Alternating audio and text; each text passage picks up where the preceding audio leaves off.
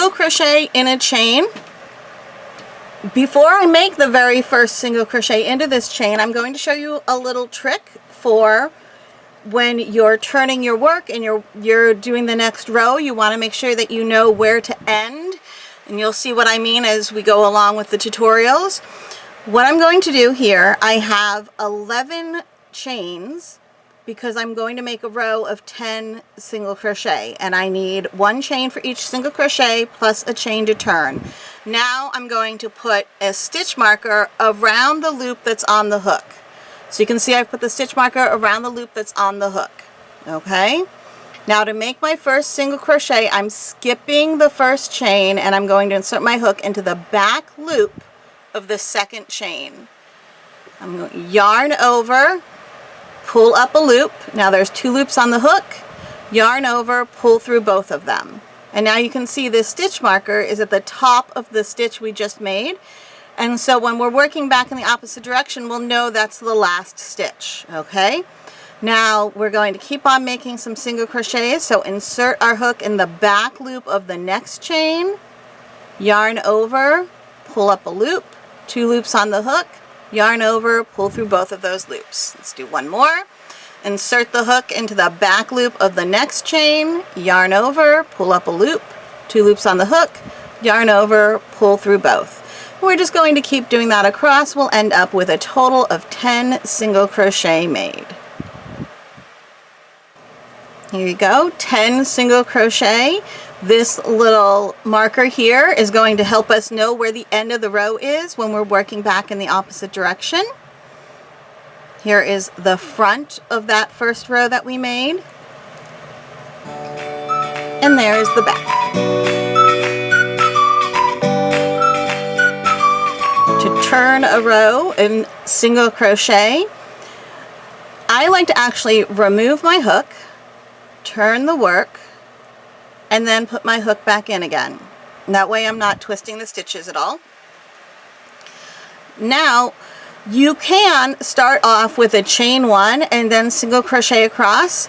I find that I get straighter rows if I don't start off with the chain 1. I just start off with this first loop being a little bit longer than usual. Okay, and now I'm just going to make the first single crochet. Before I do that though, I'm going to put a stitch marker on the loop that's on my hook so I'll know where this row starts and stops. Okay, so we have the stitch marker on the loop that's on my hook right here. Okay, and now I'm going to make a single crochet in the very first stitch. So insert my hook under both loops. You see there's 2 loops right there. I'm inserting my hook under both loops of this first stitch. Then I'm going to yarn over, pull that through the stitch, and now there's 2 loops on my hook, yarn over, pull through both of them. That is my first single crochet, and now I'm going to keep on making single crochets across. Insert my hook under both loops. So again, you see there's both loops, 1, 2, yarn over, pull up the loop. Now there's 2 loops on my hook, yarn over, pull through 2. I'm going to do that all the way across. Now you see how this stitch has the stitch marker in it? That means that is the last stitch of our row. So we're going to go ahead and make the single crochet in that very last stitch. And now we can take out this stitch marker. There we go.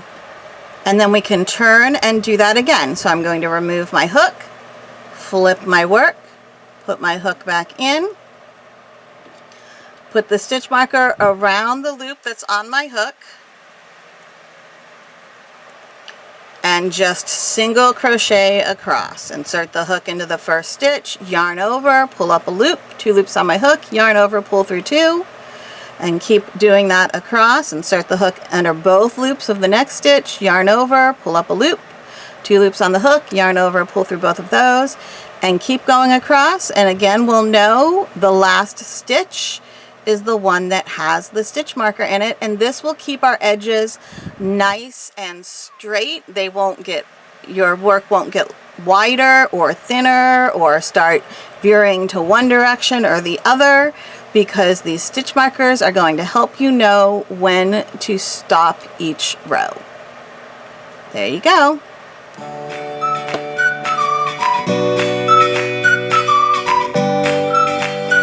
Here we're working single crochet in the round, and it is time to end the round. Now, most of your patterns are going to say slip stitch to join. So here I have the stitch marker that is showing the top of the first stitch of my round. What I'm going to do now is a slip stitch to join. So to do that, I'm just going to insert my hook through both loops, both of the top loops of the first stitch that I made in the round, or whatever stitch is indicated in my pattern. Okay, so I'm going underneath both of those loops, going to make a slip stitch, which means I yarn over, and then I just pull that through absolutely everything. So I'm pulling it through the stitch, and I'm pulling it through the loop on my hook, and that is a slip stitch to join. There's another way to join that's called an invisible join that I often do in place of the slip stitch to join. So let's kind of look at that. We're going to go back. Here we go. We have our round that is completed, and we just need to join. So what you do now is you remove your hook, and this is the top of the stitch that we're joining into. We're going to put our hook down through the center of the top of that stitch and catch just the back loop of that stitch. Now you're going to grab the loop again, the working loop of the last stitch you made, and just pull that on through the back loop only of that first stitch. And now what this means is you can now make your first stitch of your round into both loops here, and there's no funkiness that will happen. So let me show you that. We did that join, and now we're going to make a single crochet. All right, so we're going to make the first stitch of the next round, which is the single crochet. We're going underneath both loops now. Yarn over, pull up a loop.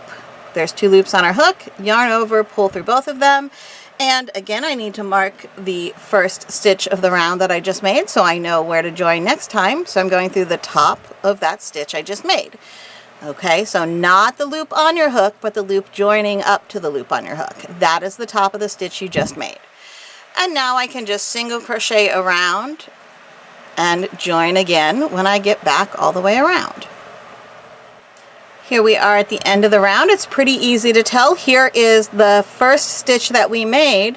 Here is the last stitch we're going to work into. It's pretty easy to tell because this stitch here almost goes straight up. It's clearly not a stitch we're supposed to work into. So I'm going to make that last stitch of this round.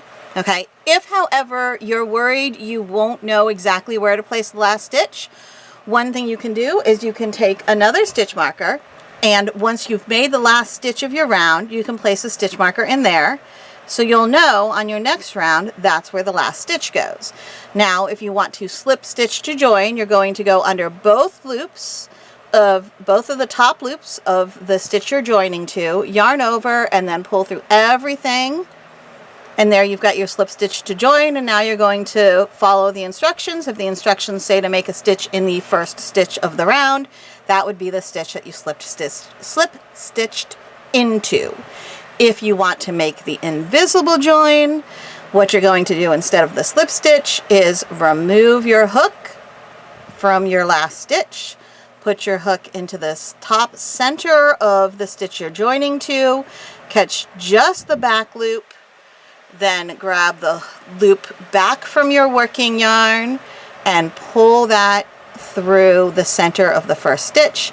Now you go on, your first stitch would be made under both of these loops to continue your work around.